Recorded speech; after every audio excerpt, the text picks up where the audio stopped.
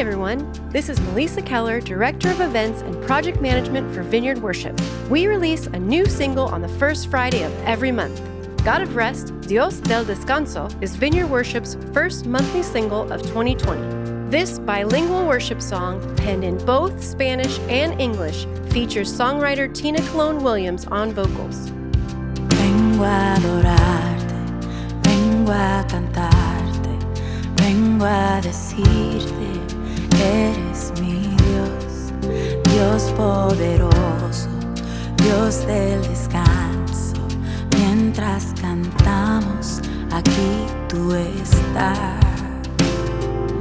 You are the one who sees all our need.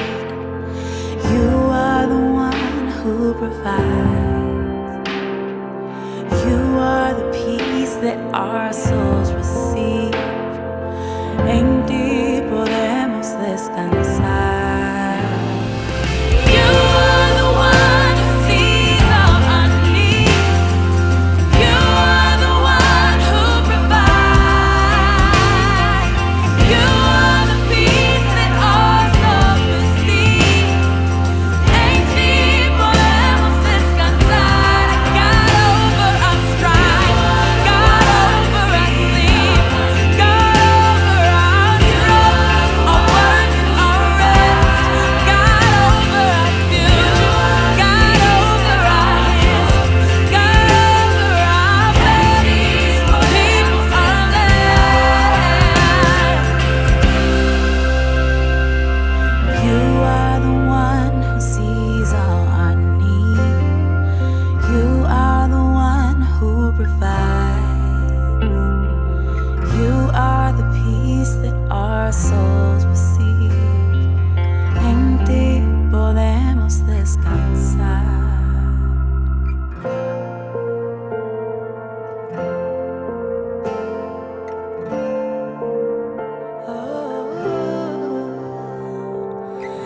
En ti podemos descansar. Find God of Rest, Dios del Descanso, and all of our singles wherever you listen to music.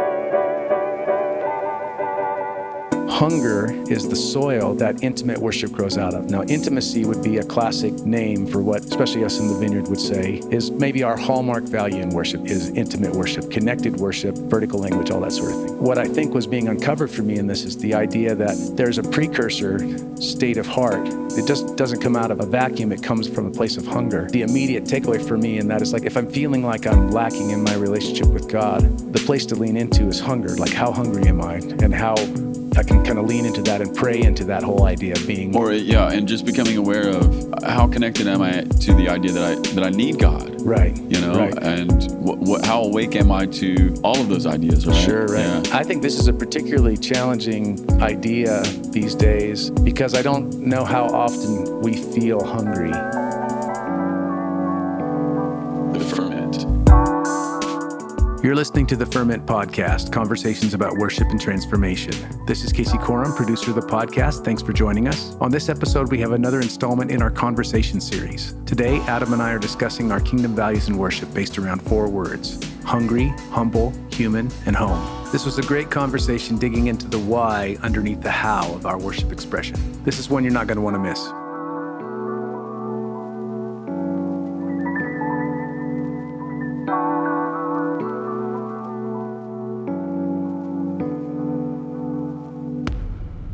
Peace.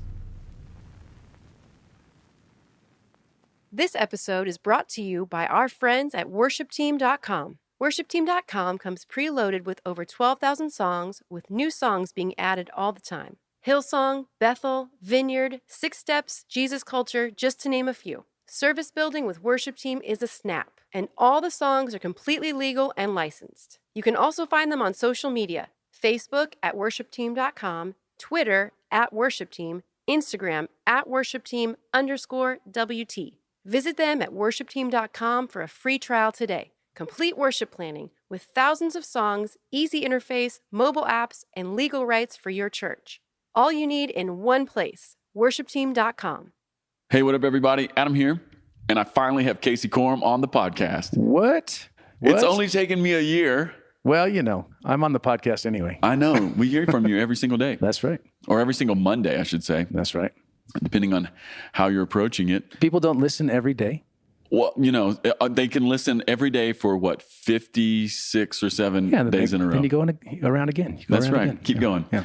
No, hey, Case, this is what I was hoping we could do, file this under our conversation series. Sure.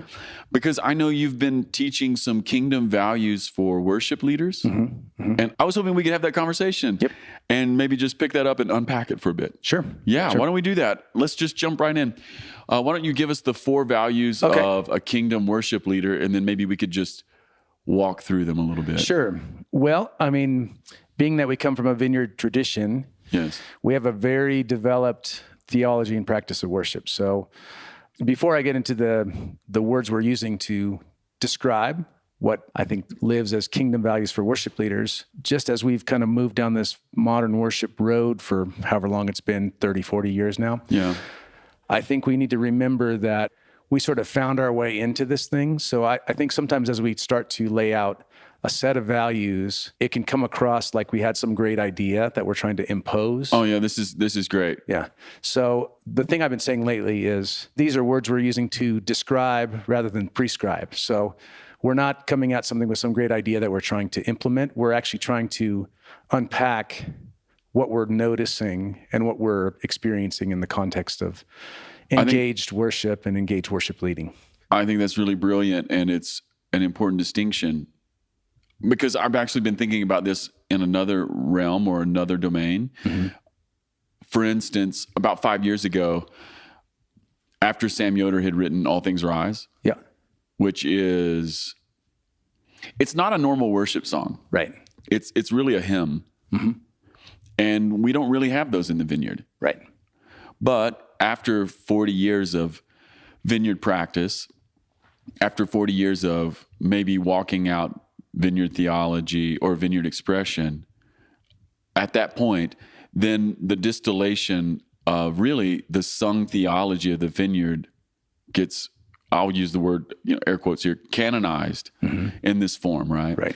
And even scripturally, Paul, he writes the book of Romans at the end of his life, So it's not like, and I just sort of like that approach of what we're taking here. These are just things we've noticed. Right. Rather than saying, well, this is how you do it, kids, or this is how it has to be. Exactly. Yeah, these are some things we've noticed. And I think with that, there hopefully is an openness for things to grow and develop rather than, fit things into narrow boxes. So, so here are the 4. They're all H's, being very pastorally with these 4 values here. So the 4 values are hungry, Yes. humble, human, and home, or another way to say that is family. So those are the 4. Those are the 4. Well, let's just unpack it. Yep. So let's start with the first one. Start there. with What is it? It's hungry. Yeah. So for me, this has a very direct tie to the roots of vineyard worship. So I've had the privilege of leading worship in the vineyard. I mean, I came to faith in the vineyard. So you cut me and I bleed grape juice is the cliche joke about all that. So I've been around the vineyard since the 80s. And I've been in dialogue with loads of people that were there at the very beginning. And I was on staff at the Anaheim Vineyard for 5 years. And kind of the beginnings of this for me, this idea of hunger, came from a conversation that one of our leaders had with Carol Wimber, wife of John Wimber, founder of the Vineyard, talking about the original marching orders of the Anaheim Vineyard.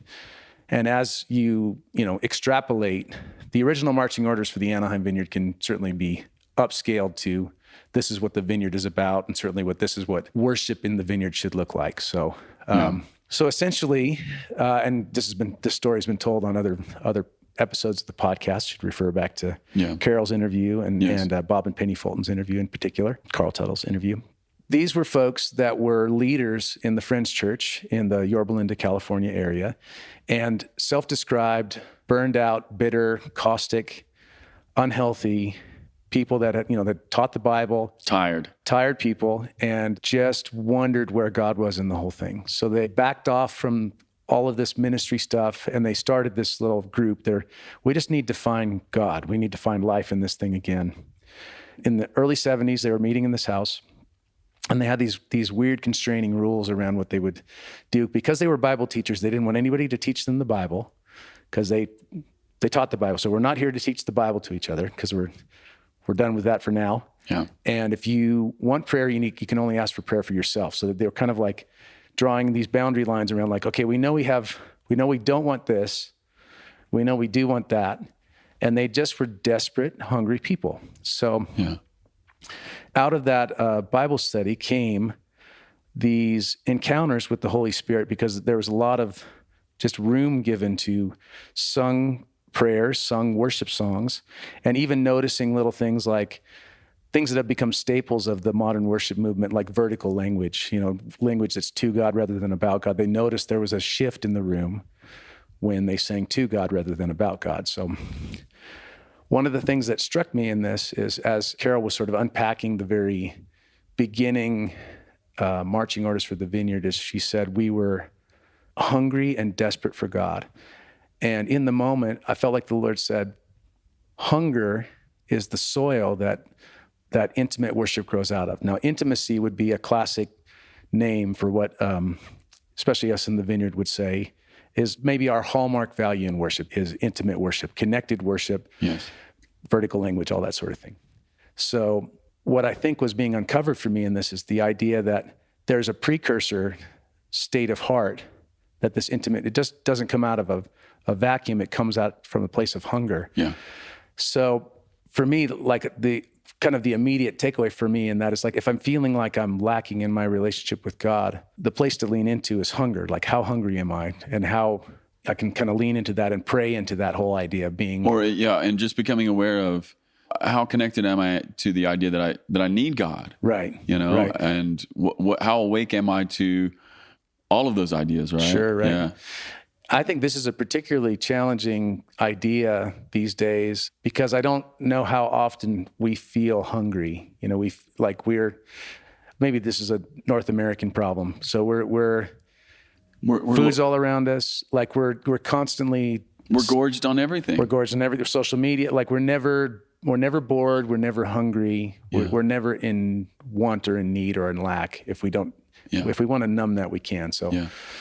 Yeah, that's a small aside, but... No, I think that's an important aside. I mean, it actually invites us to ask the question that maybe, at least on the surface, appears very disconnected from lots of things that's happening in our life. So I'm just imagining a person, maybe me or anybody who's listening to this podcast, we all have something or maybe an issue in our life, or we just have seasons in our life where things are not going particularly well. And we tend to use other things to medicate those pains or the discomfort, right? Mm-hmm. Not realizing that maybe what's really at the bottom, it isn't the thing I think it is. Maybe it's a hunger for God, and I'm, but to use your language, we're not hungry. We got food, we got entertainment, we got internet, we've got movies, we've got streaming, we got everything. And so it just anesthetizes the real thing, or it covers up the real thing. Right. And maybe what I'm kind of hearing in this is an invitation for us to really get to know what's happening in our life, and to go, maybe the thing that's under all the things is a hunger for God. Right. Yeah. Right. A little sideline to that in our worship language is not to miss the point of what they were actually saying in this, because as songwriters, we're both songwriters, so we like to play with language. So when we say they were hungry and desperate for God, this wasn't just like a journey to find a cool way to say something extreme about the love of God. These were people that were actually, they would describe themselves as bitter and burned out and tired, not like more intense. They were in touch with their lack rather than pressing into some sort of intensity. Yeah, that's important, especially for us songwriters, because worship language has gotten more intense, hasn't it? And we're always looking for something fresh to say. Right. Yeah. I have a small story. I borrow a story from friends. That's what I do. Friend of ours, Marie Barnett. Yeah. This to me gets really close to what this looks like in sung worship and actually in worship songwriting. So just to cut to the chase, the song Breathe, which is probably one of the most well-known Vineyard worship songs in the world. So classic song all over the world. So Marie was a dance teacher, worked for this dance studio. The owner of the dance studio dies tragically. And then Marie is asked to lead worship at this guy's funeral. And in the middle of leading worship in this time where people are confused and they're angry, don't know where to go next, and they're devastated, spontaneously comes out this song, Breathe, and I'm desperate for you and I'm lost without you. You're the air I breathe. These moments, what I love about that story is that song is coming out of real desperation and real hunger and real brokenness. Yeah. Not like some quick turn of phrase or some interesting, not that playing with language is bad, but to me, that's as close as it gets to that kind of guttural hunger for, God, if you don't come now, we might die. Yeah, or we just don't have any answers. Yeah. I have no solution. I have nothing that can cover this up or fill this up. I mean, Casey, let's just maybe riff or think further here. You've already said it, and I totally agree. We so rarely experience hunger. We have 1,000 ways to medicate. We have 100 ways to keep ourselves covered or to keep ourselves from really doing or being aware of who we really are and what we really need. What can we do to engender hunger? Have you found ways to grow hunger or to just get in touch with that thing? Well, one of the things that comes straight to mind is trying to get in touch with where you're basically at in life rather than just sort of playing nice or playing church. And that's sort of, maybe it's a self-awareness play where you're just, and this might be an argument for deeper levels of community and deeper levels of, honesty in marriage relationships and these sorts of things where you actually, sometimes we need to ask others how we're actually doing, especially depending on your Enneagram number, I guess. But so I think there's an element of community. I think community actually pushes us, can push us. There's that axiom that says you're the sum total of your 5 closest friends. So there's some of those sorts of things involved as well. Yeah. The first thing that came to mind, which is a super obvious on the nose thing, is something as simple as just taking time out to maybe take an extended fast. Like if we feel like we're disconnected from hunger, which I think in general, I think I usually am. I think a lot about food in this fitness zone that I've been in for the last 5 years. I lost a bunch of weight a couple of years ago. But actually being in touch with being hungry might be a starting point, just being literally hungry, just finding yourself what does it mean to get in touch with a place of need?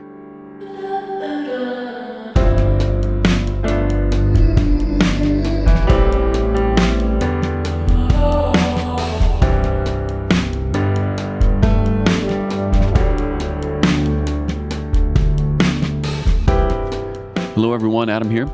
Wanted to break into our conversation really quickly just to remind you of our Sing Together conference that's happening this March 26, 27, and 28 in Nashville, Tennessee. It is the first national worship conference that we have hosted in the Vineyard for over 20 years, and for that reason, we are really, really excited. It's always great to have everybody in the room at the same time. I found that special things happen when we're all together. Anyhow, some of our best friends are going to be there. Eleanor Mumford is coming to speak to us. Dee Wilson from Common Hymnal is going to be there. I'm going to be there. And then we have some other friends that we're going to release here in a few weeks who are joining us as well. We're getting all the details settled. And the thing for you to do today is to sign up because space is very limited. Lots of people have already registered and that limited space has become even more limited.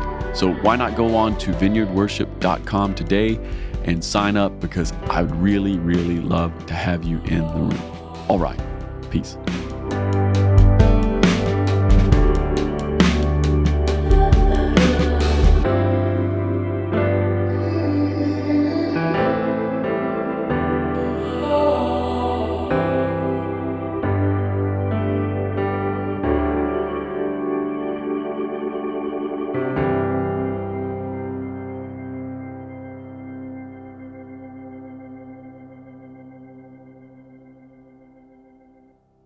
I think you're right. I'm also just reminded of Jesus' words in John 6.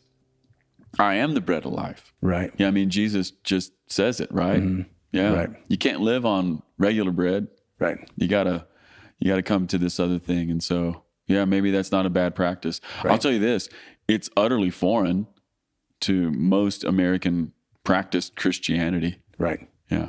Right. And Jesus says in the Sermon on the Mount, when you fast. Mm-hmm. Yeah. So maybe there's something there for us. Love that. Yeah. I also think there's room to kind of go back to the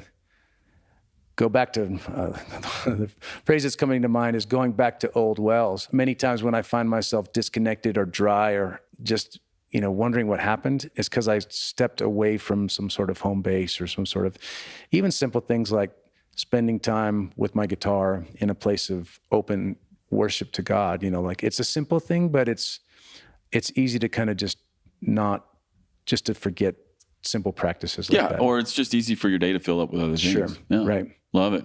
Yep. Love it. Let's go to the next one. Next one is humble. Humble. So that's a very Bible word, humility. Yeah. So that's, hard to argue on that one. Although, I think we can kind of fight against some cliche definitions of humility being sort of like self-dishonoring, I guess. Mm-hmm. I'll talk about one popular idea about the job of the worship leader, and then later on I'll throw rocks at it from a different angle. Yes. So one of the tried and true models for what it means to be a worship leader comes from John the Baptist. When John's disciples were coming to him and saying, Jesus is baptizing more people than you, and what are you going to do about that? You have ministry competition now. And John says, when the bridegroom appears, the friend of the bridegroom rejoices, he must become greater, I must become less. So that's the classic definition of what it means to be a worship leader, where the phrase has been used, the invisible worship leader. To quote Chris Wimber, former general manager of Vineyard Worship, he would say, you lead them to the throne and then you get out of the way. Okay, again, I'm going to throw rocks at that in a little bit, but I think there's definitely some truth there in the sense that we live in a culture that when people walk into our church gatherings, they see a stage, they see lights, there's a darkened audience. It's a concert modality, and the social contract in that world is the band performs and the audience applauds at the end of the song. Yeah, you listen. You're there to enjoy. Yeah, so it's not about the show. It's not about the leader. It's really about, the phrase has been used, the audience of one. So like we're there for God, not for us. So that's the lead people to the throne and get out of the way. I always think this has something to speak to the idea of, like, I'm not against the idea of music being good or music being excellent or cool or something like that. But there's something about music that is just sort of distractions and music that's self-indulgent music that's kind of in the way, whether that's, some of the simple things that can be picked on sometimes as extended instrumental sections or maybe vocal embellishments that no one can follow. No one can follow. Yeah. Yeah. So there's, the idea of kind of like accessibility and making room and giving on-ramps for normal people to come along with you and participate. Yeah. So there's also, I think, built into this idea of humble or humility, that it's not just about us building our own platform or ministry. We're giving away the stage. You could even lean into things like younger people, older people. I think there's a place of deference when we talk about humility that also can kind of lean into people of other cultures and other languages that aren't necessarily our thing or preference exactly, but in humility, we serve others and we give room to other voices and other expressions that may or may not be our thing. That's right. Well, and there's even a person who's here at this retreat.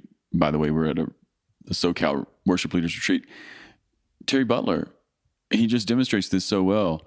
Terry brought all these young people with him, and he's just giving the platform away to them. Right. Right. And Zoe led so beautifully last night. Mm-hmm. Terry's been working with her and raising her up. And in order to do that, he has to, by definition, get rid of some portion of his own platform and make it available to her and to other people, That's right. And the same thing happened to me. People gave me platform, and I had no business being there at the beginning, and then they just kept extending it. So I love that definition of humble that isn't just, I'm a worm, but that's tilted towards okay, we're here for God. And then also just as worship leaders, especially as people who are maybe on staff or, have the official position, part of what it means to be humble is to use whatever platform we have and give it away to other people. That's right. Yeah. Well, and you brought up an interesting example in that I think when we extend the platform to others, there's a handful of dynamics in there. They may be much more green than you, where you need to just help that along. And you might be able to do it better. You might be able to run circles around them, but yet you're making room and you're bringing them along. Or maybe they're better than you. Yeah, that's another thing, isn't it? Yeah, right. Yeah, because there's some young bucks who are actually pretty amazing kind of day one. Right. Yeah. Right. And that, that's brave. There's some nobility in raising up somebody who's you're teaching and you're mentoring. It's brave to give somebody the platform who's markedly better than you. And that, Saul killed his thousands, David killed his tens of thousands sort of moment. That's right. So that's right. Let's go human. I think currently this might be my favorite one. So Irenaeus said, the glory of God is a man fully alive. And I think one of the dangers of how we've interpreted humility and the invisible worship leader is we've devalued our own humanity and actually we've devalued who God has actually made us to be. So I think God calls us as who we are, not as just sort of like interchangeable worship leader cog units. And I think God is glorified in us fully embodying who we are, and whether that's our voices or our songwriting or our worship leading. So we're not a carbon copy. We're not, I think we can be inspired, and there's certainly stuff to be learned from emulating examples of people we admire and people we are touched by their ministry or their style of singing or their style of songwriting. I think there's certainly things to be learned from that. Yeah. But that's just the beginning of the whole process of us kind of finding our way in to being that God-designed, unique person. And we're being robbed ourselves. We're actually robbing the body of Christ from something that God has given as a gift to the body of Christ by us not fully taking that spot. So, yeah. And Casey, this human note for me is deeply, deeply connected to the first two notes. Mm-hmm. It's deeply connected to hunger and to even to the idea of humility. To be a human or to be a person or to not self-flagellate our own humanity, but to realize, no, it bears the image of God. Right. Yes. There's this sense in which people are hungry beings. To be maybe a kingdom worship leader isn't to say, well, no, I don't have any needs, or to be disconnected from the actual circumstances of our daily lives, or that good worship is putting on a happy face, or stirring up the opposite of how I feel in every single moment. Right. Because some of those moments, not only are they keeping us separated from something like hunger, which is an intrinsically human reality, right, but it's also doubly divorcing us from our humanity, because who doesn't have needs? Right. And who doesn't have seasons of their life that they're broken or right. And how in the world could we really block all of that off from God? Right. And so I think this is a really important note, and I think it's really important how it connects to these other ideas, because I see, especially a lot in modern worship, I see a industry that is building towards something that isn't human. Mm-hmm. Right. That minimizes people in some ways. And so I just love this note. We're singing off the same hymn book here. So yeah, I think by and large, certainly not everyone's doing this, but there is an element in a lot of the expression of the church's worship in modern worship right now that we're outsourcing and franchising our creativity and our voice. So and even the idea of excellence being so narrowed down to perfect execution of someone else's idea, that is not musical excellence. That is a certain degree of musical proficiency for sure. Yes. But I sure hope that's not excellence. In fact, I actually think, this is a small aside, but to me, excellence is not the goal. Yes, God is worthy. I agree with that. But music is a language, and the purpose of a language is not to speak the language the best. The purpose of a language is to express our hearts. To be understood. That's right. Yeah. So musical excellence is the beginning of the journey. Our proficiency in music is towards the end of freedom of expressing our hearts to God. Yeah. So we're only halfway down the road if we think, well, we're not even halfway down the road if we think excellence is just perfect mimicry. Yes. And we're not even halfway down the road if we think excellence is just perfect technical execution of things. And that comes back to the idea of human. The artists that I think last and the artists that touch my heart are the ones that are embodying who they are. Yeah. So, and they're the ones that when they sing something or play something, I believe them. Yeah. So to me, that's really the target we're shooting at is when we say things, and we say things in a worship setting, we say them about God or to God, do we mean them? Do we embody the songs that we sing? Do we embody the songs we write? Do we embody our own instruments and voices? Well, I love this. And Casey, I just can't help but think of a couple other things right along with this. You know, there's definitely something happening in modern worship right now where more and more people are using stems from the original recorded tracks. Mm-hmm. And again, I just want everybody to know, I don't think that's a sin. No, it's not a sin. I wouldn't even put the label bad on it, right? I would say, though, that if we continually do that, our worship becomes less human because it's, in your words, outsourced. Right. Outsourced to what? Well, maybe the original composer, but at least in the immediate setting, it's outsourced to the robots. Right. You know, and it maybe separates our own worship community from finding its local, you know, geographic expression. Right. Of the sound that only that community can make. That's right. You know, and that's been something that's been in my heart from the very first days of being a pastor, a worship pastor. I've been obsessed with the idea that every church has a sound, and it's the sound that only that church could make. You know, right? Not to be too unicorn or Radio Disney there, but there's something about a group of people that come together. It could only happen with that group of people, and so that's right. You know, there's just something happening right now in worship where we're outsourcing arrangements, guitar hooks, and maybe the exact tracks with stems. Which, okay, great, but hopefully we lean into something eventually where we're growing up the people around us, right, to be their authentic selves, to bring their true gifts, and to see what happens in the alchemy of a group of people who all bring their true gifts. Right. What could happen there? Right. No, I agree. And I think that, I think maybe the softer version of that, I mean, I totally hear the tone of what you're saying. Yeah. But I think what it is a missed opportunity. So maybe there's an element of convenience in these, you know, just sort of subbing in someone else's creative work to, you know, and I know at some level, week in and week out, we're trying to make things happen on a series of levels. So, man, my hope, and I'm a pro technology guy. I live in the studio most days of the week. So to me, these tools, man, if we stop at just outsourcing all this stuff and mimicking this stuff, we're just missing an opportunity. We can use those tools as a springboard to something totally new and original. So anyway, that's...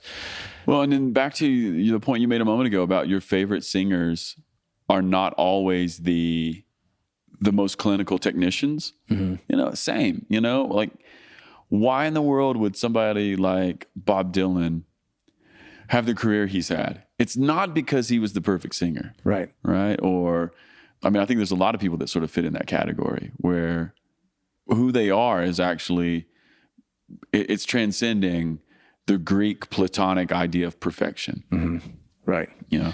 Well, I think what we're seeing there is we're seeing people that they have made peace with themselves at some level in the creative sense. And when they stand on stage, they are themselves. And so to drill down kind of into our own lives with God in this, the glory of God is a man fully alive, and that fully alive means connected to ourselves and connected to God. When we stand on stage, I always like to say, I like to stand on stage with my feet on the ground. Like I feel like both feet are planted on the ground, and I'm comfortable in my skin. I'm comfortable with the songs I'm singing. I emote. It doesn't mean everything that I'm saying conjures some mass emotion every time, but I mean what I say. And I even think this leans into the idea of stage presence.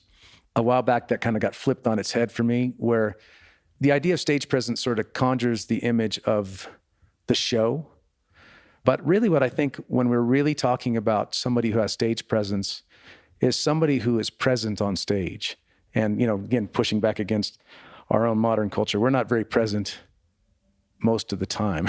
Yeah, we're looking, it's the strangest thing now where you're non-present to the people you're physically sharing space with, and then you're maybe technologically or internet present, sort of to people who are a zillion miles away. Right. And maybe don't know you at all. It's the weirdest thing. Yeah, so it's when we stand in that place, we are fully ourselves, and we're connected to ourselves, connected to God. To me, that's what embodies this idea of being human and being fully present to God. And it's actually, if we're standing in that place, we're standing sure-footed and at rest in ourselves and connected to God, we can serve so much better in that worship setting rather than striving to be something we're not. It's something as simple as just like, it can be as practical as not knowing the lyrics to something, where we're just not, it takes away from it can be also as practical as not trusting our band either. So there's other dynamics there where that kind of get in the way of those sort of sure-footed moments as we lead.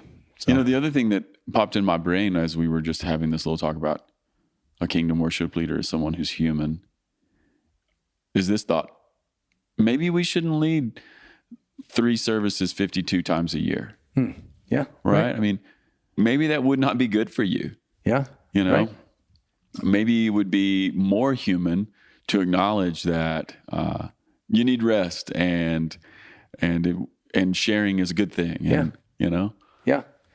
No, that's good. Like acknowledging our limitations and maybe being in touch with, something's not quite right. I need to take a step back for a second. Yeah. Nothing wrong with that. Just leaning into our own humanity.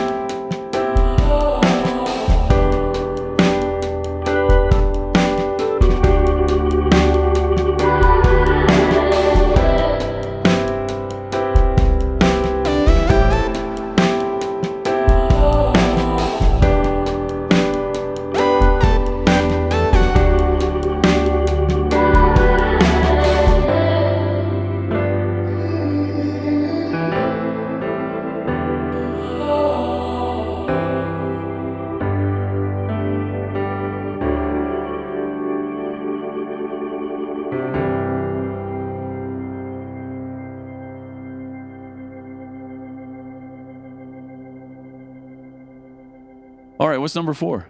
Number 4 is home, which we started to touch this a little bit in the idea that every church community is a unique assembly of personalities and skill levels and musical voices and all that sort of thing. And one of the ways I like to think about this value is my favorite sort of restaurant is a locally sourced, farm-to-table, unique, one-of-a-kind. If I'm in whatever area of the country I'm in. Yeah, you've been spending some time in the Central Coast. Yeah, that is the quintessential farm to table. Right. Yeah, you're getting literally everything from within, 20 miles or so. So, and it's wonderful, first of all. That to me, it's worship ministry with a sense of place, or, like you're a winemaker, so it's worship with a sense of terroir. It's a sound and expression that comes from somewhere and has a context. And even the big songs of the church many times have a very local story. So even these big, we certainly shared the song story of Breathe earlier, but there's any number of songs that when you drill down into the why and the how of where these songs came from, they came from a people that were walking out a very specific set of circumstances personally and as communities that this song gave life and breath to. Well, a couple of the biggest songs that have been sung around the world in the last few years were written by Jonathan and Melissa Helser. Uh-huh. And I can't think of Jonathan and Melissa without thinking of them being North Carolinians. Right. And I know they have their worship school or their school for young people called the 18-inch Journey, and it's kind of on a farm, Right. Yeah, again, it's the idea of place. Right. A particular thing from a particular spot.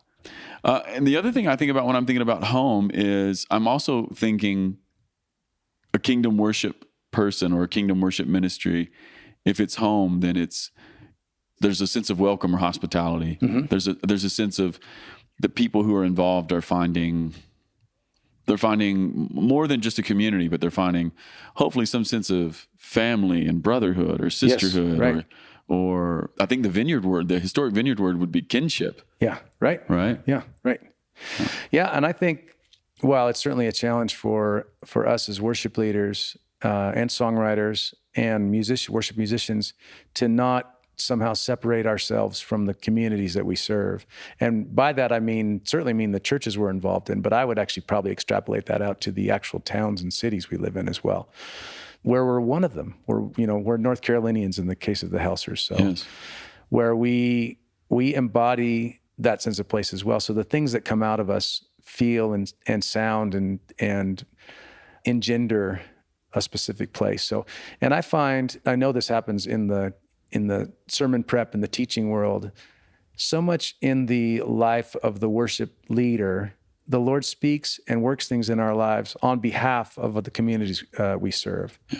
And so we need to pay attention to some of that stuff. I think that definitely relates to songwriting, where there are themes and there are issues that the Lord is dealing with us in our own lives that he wants to work out in the context of the people that we serve. But if you're not a songwriter, if you've never done that, but you do put language in people's mouths every week in the curation that you do when you select songs for Sunday morning. Yeah. So it's basically the same thing. What things do these people that you put under my care need to say to God? What are the things that will unlock their hearts? Tell a small story about a worship leader named Paul Balash, a well-known Christian worship leader. One of his practices through the years, while he's preparing for his Sunday worship times, is to actually go into the main sanctuary where he leads worship and turn the PA full on and lead worship and look out over the congregation, the set of empty chairs in the room. And as he's looking out over the chairs, he looks to his left and he sees this is where this young family just had a baby. And then he looks a little bit more towards the center, and this is a family that just lost their mother. Yes. And this is a newlywed couple over here on the right. This family just got a job. This family just lost a job. All that sort of thing. It's just, as you prepare, you're thinking about the faces and the people that you know. And it's, again, we live in a culture where the musician and the singer are on a pedestal kind of from day one, culturally speaking. We have. Yeah, I don't think we've yet considered what stage lights amplification. It means more than we've ever thought about it meaning. Right. But it really is a place of service. And if we really think of it from that angle, how are we serving? And maybe we can lean into some of these things, especially with this idea of home. Maybe we can serve our own people well. Maybe leading the latest, like the new song that's coming out, which I have yet to lead, which I'm sure I probably will, is the song Waymaker. Everybody's leading this song now. So yes. Maybe the way to serve your congregation is to add Waymaker to your set next week. Yeah. Or maybe there's something that you can write. Or maybe there's better language that's found in some old hymn or something. That's right. But it all comes from this idea of a kingdom worship leader is home. A kingdom worship leader is connected to a people. A kingdom worship leader is connected to a place. A kingdom worship leader is known. Yes. Because they are part of a home and a part of a family. Yeah, and I just want to extrapolate this maybe one step further out too. There's this really beautiful scripture, I think it's Psalm 68. It says, God takes the solitary and he sets them into families. Mm. And I'm just thinking about all the people, it's kind of connected to the Paul Balash story, all the people who are going to be at our churches this next Sunday. Mm-hmm. There are people who are on the fringe. Mm-hmm. Maybe a great way of imagining our kingdom leadership or kingdom worship as home would be the idea of hospitality and setting the room, right? Setting the room and going, okay, is there anything we could sing? Mm-hmm. that would welcome the solitary into the family. Yes. Is there anything that we could sing or say or pray this Sunday morning that would take the marginalized and those on the edges and bring them to the center? Is there any way that we could extend a hospitality and a welcome? It's interesting, isn't it? Because I think part of what we've done when we've gone through these 4 things is we've highlighted this really amazing tension where there's, a good portion of our worship leadership, if it's done appropriately, it's connecting people to God, so it's vertical. Mm-hmm. But then it's also horizontal, isn't it? Right. Like it's we're here together in this thing. That's right. Yeah, we're wanting people to be connected to God, and at the same time, we're also looking out and trying to see people and make room in our own church or heart or family for these people. Right. Yeah. And it's not about us, so we're humble, but we're not unknown. We're meant to be humble and we're meant to be generous, but we're also meant to be known, and we're meant to be ourselves. Yeah, love this. Mm-hmm. Love this. Kingdom worship, or a kingdom worship leader, is hungry, humble, human, home. Anything you want to add to it, Casey? Probably. That's why I said it's descriptive, not prescriptive. So I like that. There's always room to kind of grow the thinking, I think. Amen. Amen. Hey, Case, thanks for coming on. Yeah. Thanks for sharing. Yeah. All right, everybody. Peace.